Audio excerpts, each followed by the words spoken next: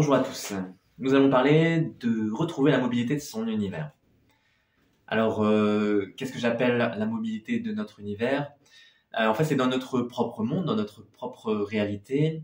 On va parfois, peut-être par l'expérience, les peurs, les choses qui ne nous ont pas plu dans la vie, on va se figer. Et puis, on va avoir des comportements répétitifs et surtout sclérosés, c'est-à-dire qu'on va restreindre, on va s'empêcher de vivre tout simplement pour pouvoir se sécuriser. Alors c'est une réaction de protection qui est naturelle, mais qui peut aussi nous pourrir la vie. Alors pour quelques manifestations de quelques exemples concrets, par exemple, avec le temps, en vieillissant, on va avoir besoin d'accumuler. Au départ, on peut être jeune, voyager, faire des rencontres, ne pas forcément avoir une situation stable. On peut travailler à droite, à gauche, et puis ne pas avoir grand-chose en main et pourtant être heureux de vivre et de faire ces rencontres. Par contre, au bout de quelques années, il est possible qu'on ait envie de se poser, avoir une maison, une famille, d'accumuler de l'argent, des biens, et que l'âge venant, on soit de plus en plus attaché à ces possessions et qu'il soit difficile d'envisager d'en être délesté. Par exemple, avec, imaginons, un peu d'argent de côté, on va avoir peur que le cours financier s'écrase et que la valeur en banque s'étiole, ou bien on va vouloir faire plus d'économies alors qu'on a largement de quoi vivre, etc.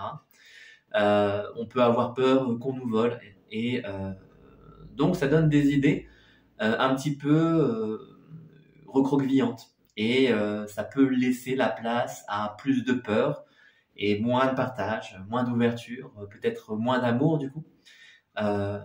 Si du coup on se sent un petit peu empêché de vivre par rapport à ça, on peut faire ce travail. Alors souvent, malheureusement, je pense que ça se fait en amont et pas en aval. Si on arrive dans cette situation comme pré-indiqué, je pense que souvent il est entre guillemets trop tard, la personne ne changera pas. Par contre, si ça vous intéresse en prévention, de ne pas tomber dans ces pièges ou que vous sentez qu'ils sont déjà présents mais pas de manière forcément aiguë, alors regardez, observez un petit peu comment ne pas vous figer. Un autre exemple aussi, par exemple, c'est la peur aussi, la peur de l'autre et de la rencontre. Donc, par exemple, la méfiance, avec l'esprit de trahison, et que je ne peux pas compter sur les personnes autour de moi parce que je risque de me faire poignarder dans le dos et je ne peux faire confiance qu'à moi-même. Avec les expériences de vie malheureuses, on peut avoir la sensation que c'est toujours véridique et du coup, ne jamais oser aimer et être aimé, partager quelque chose de sincère, puisqu'on va toujours avoir l'impression qu'il y a une envie sous-jacente et que la personne m'utilise ou désire quelque chose de moi en tout cas. Et c'est quelque chose qui peut se renforcer, puisque avec la vie passant, la fin de vie approchant, eh bien la survie va augmenter. C'est cet instinct un petit peu biologique ou cet instinct de l'individu qui va prendre le pas et je peux me renfermer chez moi, ne plus sortir, avoir peur de tout, mettre des alarmes, mettre des caméras partout, peut-être m'armer et puis avoir des idées que la violence est partout, extrême et qu'il faut s'en protéger. Ça peut être culturel aussi, dans certains pays où la violence c'est quelque chose qui est finalement une banalité. Et dans cette optique-là, on peut avoir cette sensation qu'il est normal de se protéger. Alors, il est vrai qu'à certaines époques, la nature étant quand même brutale, nous avions besoin d'utiliser toutes les armes à notre disposition. C'est quelque chose qui est ancré depuis longtemps. Cependant, aujourd'hui, en tout cas dans certaines sociétés, on est un peu plus à l'aise. On a une maison chauffée, on a de quoi manger. En tout cas, on a suffisamment en quantité. On peut aussi sortir sans avoir peur de se faire agresser. En tout cas, c'est quelque chose qui reste minime. Et du coup, cette peur, cette cristallisation n'a plus de sens. Réouvrir son univers, c'est lui permettre ce mouvement. En fait, il n'y a rien de statique. la problématique, c'est que lorsqu'on a peur, lorsqu'on se fige, on va empêcher l'univers de se révéler. On va maintenir les choses, on va vouloir, par exemple, comme je disais, garder son argent en banque, on va vouloir garder sa maison pour soi-même, on va vouloir conserver le présent tel qu'il est. Sauf que ce n'est pas possible. L'univers est en constant changement. Et même si ça n'est pas visible, par exemple matériellement, mais chaque petite particule, chaque petite cellule, chaque petite partie de notre corps et de notre environnement a déjà changé. À l'instant T, ce n'est plus la même à l'instant T plus 1. Et donc, on ne peut pas empêcher les choses. On ne peut pas s'empêcher de vieillir. On peut ralentir, freiner le vieillissement biologique, mais le temps passe, les choses évoluent. Et comme disait, je ne sais pas si c'était Lavoisier, physicien, rien ne se perd, tout se transforme. Ça veut dire que il n'y a pas une chose qui disparaisse complètement. Simplement, il y a une évolution constante. Et on ne peut pas lutter contre ceci. Simplement, c'est que dans notre individu, il y a ces résistances qui veulent, comme je le disais, s'attacher à maintenir notre actualité, à maintenir notre environnement tel qu'il est.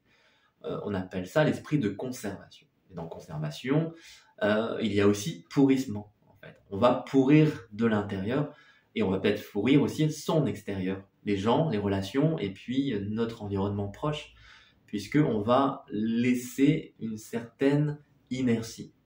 On va une certaine indolence, un certain immobilisme. Et de ce fait-là, les choses qui devaient bouger, les choses qui devaient changer, les choses qui devaient naître n'ont pas pu exister. Et de ce fait-là, tout va s'étioler. Donc en fait, c'est mourir à petit feu et c'est empêcher sa propre existence d'arriver à plein épanouissement. Pour réussir à rentrer dans la vie et à laisser tomber tout doucement ces cristallisations-là, eh bien c'est un effort permanent puisqu'il y a des choses qui vont nous bloquer profondément. Et ce sont les occasions. Se rendre compte aussi qu'à un certain moment on est bloqué. Par exemple, j'ai peur d'aimer parce que j'ai subi dans l'amour qu'on m'a donné aussi beaucoup de violence. Et j'associe amour et violence. Donc j'ai peur d'aimer, d'être aimé, parce que j'ai peur de cette violence-là.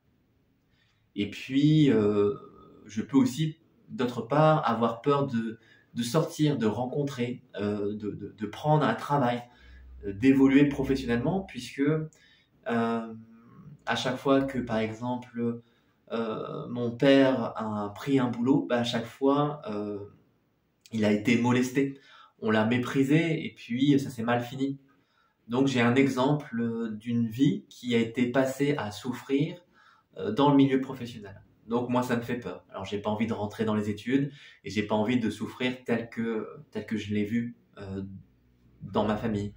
Ou bien simplement c'est quelque chose qui m'a été transmis, peut-être de mes aïeux, ou simplement une énergie inconsciente qui s'est trouvée comme résiduelle en moi. Et j'ai l'impression, par exemple, que c'est avancer, c'est mourir. Par exemple, quand je fais quelque chose, ça veut dire que je dois abandonner les autres choses, puisque effectivement, je dois changer de peau. C'est un petit peu le thème de Cendrillon ou de Peau d'âne. Si je veux trouver cette beauté intérieure, cette manifestation de moi-même, eh bien, je dois d'abord revêtir des habits de laideur avant de, comme la chenille, de m'épanouir en papillon. Et donc, il y a cet effort de sortie de ma chrysalide et c'est beaucoup de souffrance. Donc, et aussi abandonner mes anciennes peaux. Dans ce cas-là, cela me fait trop peur et donc j'ai peur de sortir de ma coquille. Donc, je ne vais pas avancer dans la vie. Voilà un petit peu ce genre de cristallisation et puis on a toute une flopée. L'idée, c'est aussi de peut-être couper net à la racine, parce que si on l'étudie, on analyse de manière psychologique, ça peut prendre une plombe. Alors, sans critiquer bien sûr la profession, mais je propose de simplement, entre guillemets, de couper net la racine et de se désidentifier de ces peurs, de les considérer, de les accueillir telles qu'elles sont, en les vivant, en se rendant compte qu'elles provoquent chez nous une réaction physique, une émotion, une réaction mentale, mais sans se juger, sans s'en plaindre, sans l'encourager. simplement en le reconnaissant. La reconnaissance de cette manifestation émotionnelle ou mentale va me permettre d'abord de ne plus y tomber, de ne plus me laisser piéger à chaque fois, de ne plus être emporté par la vague, et de l'autre côté, de commencer à l'accueillir comme une énergie en évolution. Parce que la souffrance, c'est une énergie en évolution. Donc, redonner du mouvement à mon univers, c'est recueillir ces énergies de souffrance, ne pas les encourager pour ne pas les entretenir, c'est comme un feu, j'arrête de l'alimenter, mais les laisser s'apaiser par elles-mêmes et se transformer. Puisque le feu, une fois qu'il s'éteint, il y a de la cendre. Et cette cendre va nourrir la terre et ça va devenir le terreau des futures plantes, des futurs arbres, des futurs êtres vivants et même de la future planète. Donc là, c'est pareil pour moi. Ces émotions, ces perturbations vont être le terreau de l'individu qui va se construire, de ce renouveau. Et donc, je ne dois pas chasser ces énergies et les faire disparaître ou les mettre de côté et les oublier. C'est plutôt les recevoir comme la participation à mon évolution. Et donc, c'est trouver le chemin en moi-même de cette transformation, de cette transmutation. C'est quelque chose qui va me faire grandir et de le reconnaître tel que c'est dans ma propre nature. Voici un petit peu le cheminement. Maintenant, ici, ce n'est pas une proposition d'exercice ou d'application ou de pratique, mais c'est le pointage de ce point crucial qui est la reconnaissance de la véritable nature de ses émotions et de ses actions. Voilà, je m'arrête ici. Je vous laisse cogiter ou méditer par rapport à tout ceci. Je vous souhaite une belle journée, une belle soirée. À bientôt!